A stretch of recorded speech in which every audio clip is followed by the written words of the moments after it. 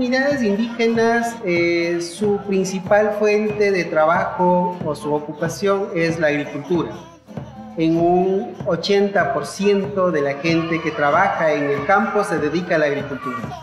Y un 20% restante son personas que se dedican a multiactividad, a comercio informal, a comercio, y pocas de ellas han incorporado ya las filas de lo que es los empleados estatales o empleados privados.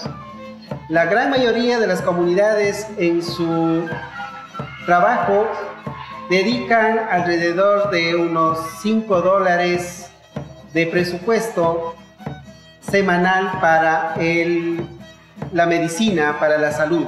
Esos son datos que maneja el INEGI a través del censo del 2010. $5 en la semana para la salud. Pero eso en comunidades que tengan recursos. Pero hay otras comunidades o otras personas que no tienen recursos, sí. Los recursos que ganan son $2 diarios para la alimentación de la familia.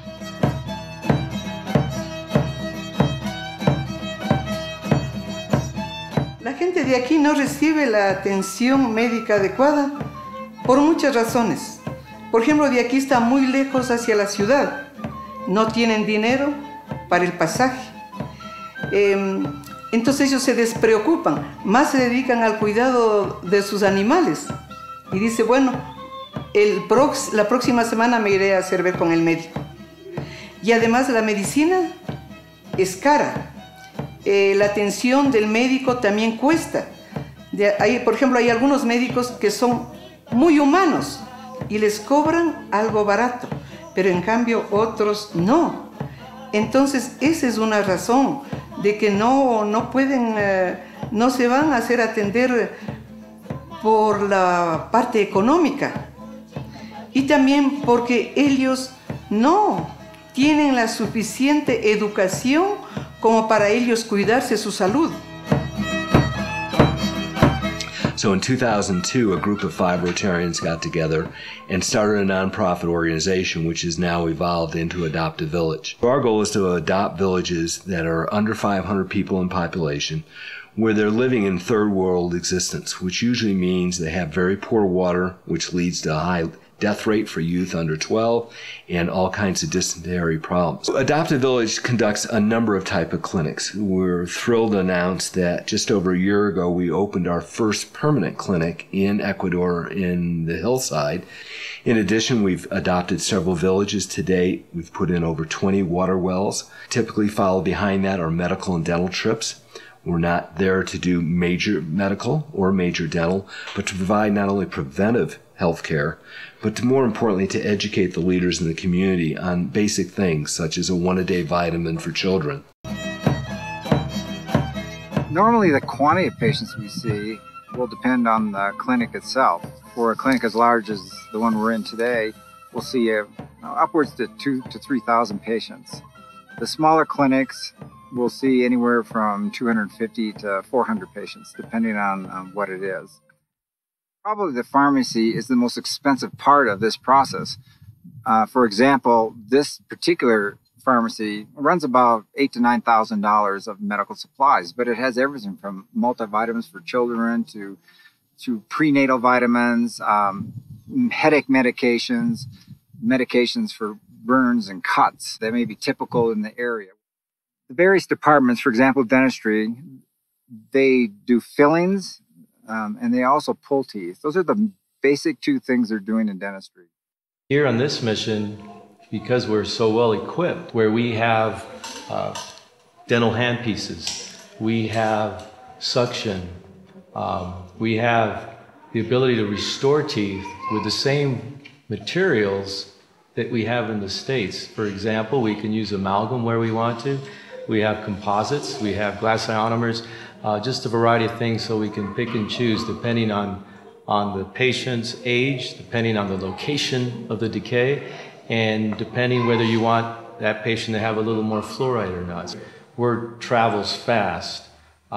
They hear that the foundation is coming back. We've seen people line up early in the morning. A gentleman this morning told me he was here at 4 a.m. and he was number 30. You want to do more, but the resources and the time, it's limited. So you do what you can. In the areas of gynecology, they're looking at not so much pregnant women here, but problems related to tumors in the uterus and things that might affect a long-range healthy woman in terms of trying to have children. So, as an example, we discovered 2 women that had tumors that had to be treated. They don't have the money for this. Those treatments are $600 each. But in cooperation with the government and the Ministry of Health, we're able to help those women and improve their lives. Optometrists look not only for giving glasses, we've got several hundred glasses that we can fit them with, but they also try to figure out if there's specific problems, infections, or, for example, a couple of children had a wandering eye, and they're able to examine those eyes and decide if there's something more that patient needs, or if they need further follow-on care in a larger facility. In addition, we are working in the areas of internal and general medicine. And this could be a variety and a range of problems, from maybe a cyst on a hand, or maybe a cut or an infection.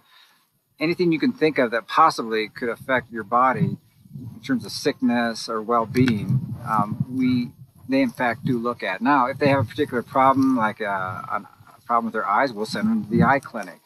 We've had that with the pediatric clinic as well. You know, they cross-utilize their resources when it's necessary. The effect of having several multidisciplines in a mission is synergistic, because not only can you then take care of that patient in the one clinic, if it's an absolute critical thing, you can bring them to the other clinic and they can get the support and care they need there too.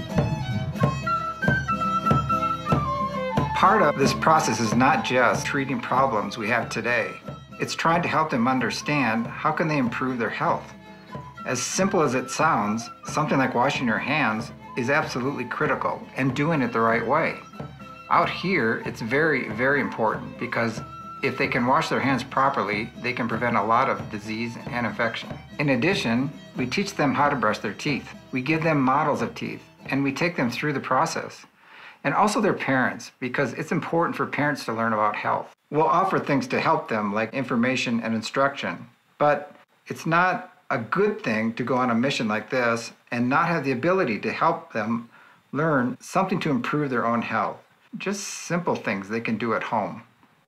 In the clinic, I'm a pediatrician, and over the last 5 days of the mission, we saw 500 children, approximately 100 children per day.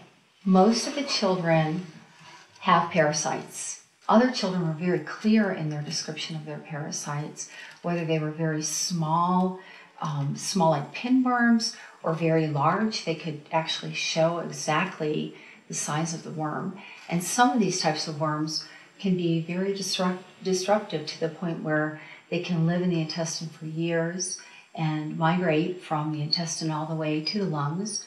And many of the children were coughing in addition to their parasites. So in pediatrics, they can check kids for very, very critical problems. As an example, yesterday we had 3 young children with heart problems. One child had a very enlarged heart that you could see from the outside of his malnourished body. It was beating so profusely and so enlarged with a very, very loud murmur. He was turning blue, he was not able to function, he was tiring easily, he couldn't run and play, and he definitely needed an emergent surgery. Those heart problems, according to the pediatricians, will fatigue the heart, and eventually they'll die from that fatigued heart. So what we try to do then is identify those patients and bring them back to the main capital, Quito, so that they can get further examined and further treated, so they'll be able to live a better, more productive life. Water in Ecuador, like many places in the world, is not clean, especially when you get out here where we're outside of the cities. So invariably you're going to run across not only adults but many, many children with parasites. El agua es sumamente peligrosa, como ustedes ven. Crea mucha bacteria porque arrastra muchos insectos y es solamente el agua filtrada. One of the things we're trying to do is go into villages and look at their water situation and see if there's a way to improve it.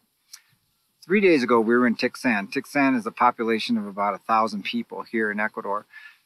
They have a tank system for water, but all that tank system does is it's taking the water that's flowing out of the mountains into a tank, collecting it, flowing it into another tank, and then moving it into the city to help the 1,000 people. That probably sounds on the surface like a great idea. It would be, except the initial tank that captures the water is a rock sediment-based system. It only cleans maybe 10% of that water, and then it just flows directly to the second tank, which has no filter system, and directly into the population. Again, it results in parasites that are constantly a problem for that city. So what can we do? Well, what we're going to do in this particular case is we're going to try to figure out what filter system they need to put in place, with an agreement with them that they'll maintain it, because maintenance is absolutely essential. And that city's health will improve tenfold, 100-fold over what it is today. This is just one little example of where we can help, but there are several different areas in this country that need that kind of support. We have a 5-year strategic plan which calls for us adopting 2 additional villages every year for the next 5 years. In addition, performing a minimum of 20 dental clinics, 3 surgical trips, and 10 medical trips, along with basic education. We're looking to have over 70 training programs in Ecuador and Peru where we're educating the leaders of these villages on the things that we're bringing into the community. At the same time, we're very cognizant of not changing social values, religion, or political stance in the community. So we're not there to change in any way how they operate, just to provide them a better lifestyle and a healthier lifestyle.